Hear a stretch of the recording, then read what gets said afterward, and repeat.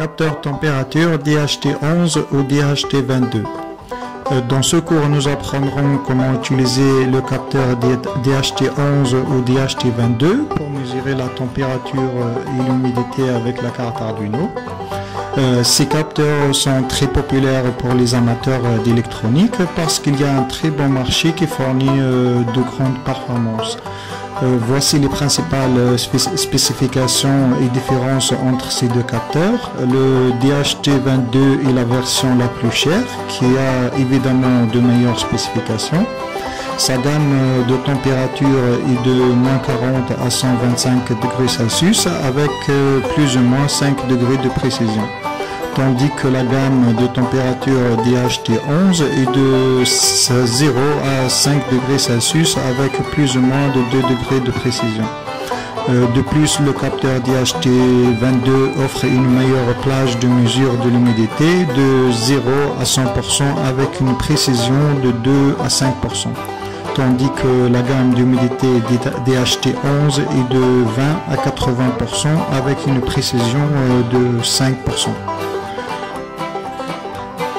Les capteurs DHT11 en général ont 4 broches, le VCC, le GND et broche de données, une broche non connectée qui n'a pas en général d'utilisation.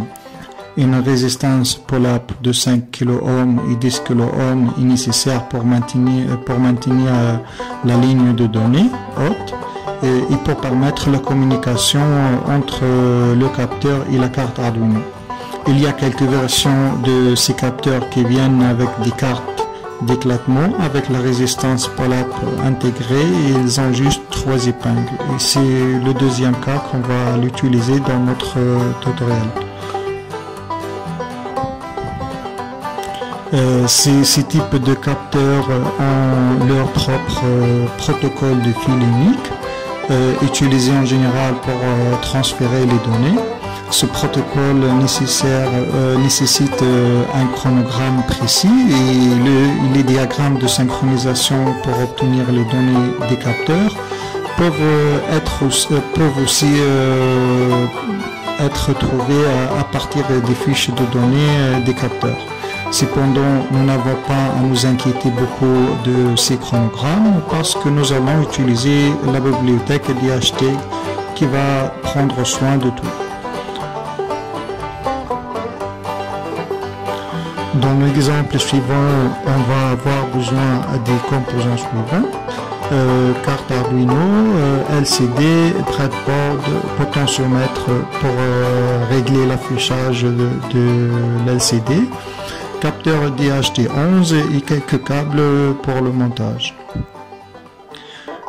D'abord, nous devons inclure la bibliothèque DHT qui peut être trouvée sur le site officiel d'Arduino, puis définir le numéro de broche sur lequel notre capteur est connecté et créer un objet DHT.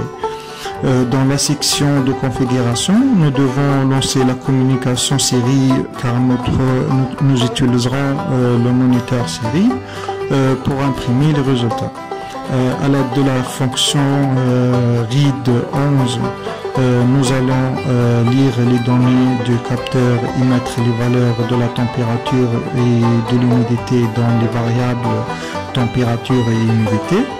À la fin, nous allons imprimer la température et les valeurs d'humidité sur le moniteur série. À la fin,